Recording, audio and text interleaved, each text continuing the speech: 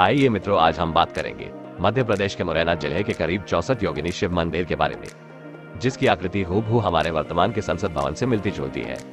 मुरैना का 64 योगिनी मंदिर मध्य प्रदेश के मुरैना जिले में मितावली नामक जगह स्थित एक प्राचीन मंदिर है। ग्वालियर शहर से लगभग 30 किलोमीटर की दूरी पर स्थित यह मंदिर भारत के उन 64 योगिनी मंदिरों में से एक है जो अभी भी अच्छी दशा में बचे हैं। यह मंदिर एक वृत्ताकार आधार पर निर्मित है, जिसमें 64 कक्ष है। मध्य में एक खुला हुआ मंडप है। यह मंदिर 1323 में बना था।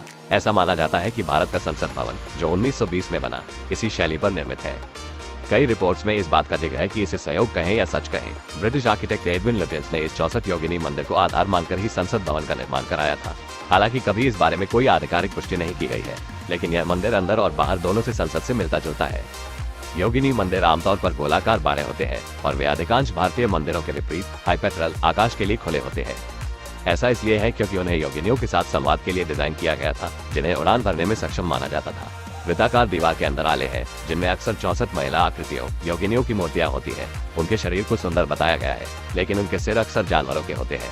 योगिनी मंदिर आमतौर पर मंदिरों के मुख्य समूह के बाहर और स्थल के उच्चतम बिंदु पर स्थित होते हैं। 64 योगिनी मंदिर मितौली गांव, मुरैना जिला, मध्य प्रदेश में है। 1323 विक्रम संवत 1383 के एक शिलालेख के अनुसार मंदिर का निर्माण कच्छपघाट राजा देवपाल द्वारा किया गया था।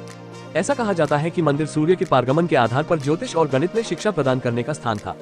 भारतीय पुरातत्व सर्वेक्षण ने 1951 के अधिनियम संख्या LXXI तारीख 28 नवंबर 1951 के तहत मंदिर को एक प्राचीन और ऐतिहासिक स्मारक घोषित किया है। मंदिर लगभग 100 फीट 30 मीटर की ऊंचाई पर एक पहाड़ी पर है। प्रवेश द्वार तक चढ़ने के लिए 100 सीढ़ियां हैं।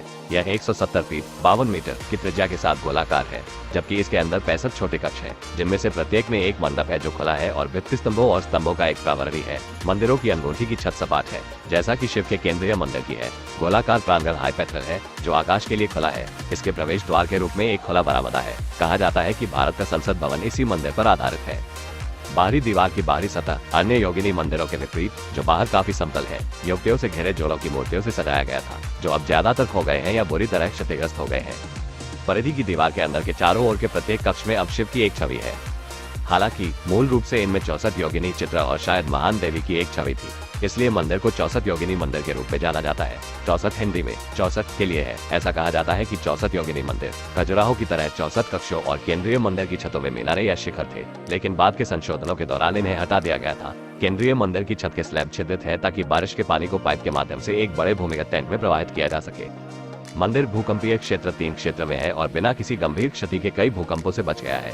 इस तथ्य का हवाला दिया गया था जब परिपथ संसद भवन के भूकंप के प्रभाव से सुरक्षा के मुद्दे पर इसकी डिजाइन कथित तौर पर मितौली मंदिर पर आधारित थी। भारतीय संसद में बहस हुई थी।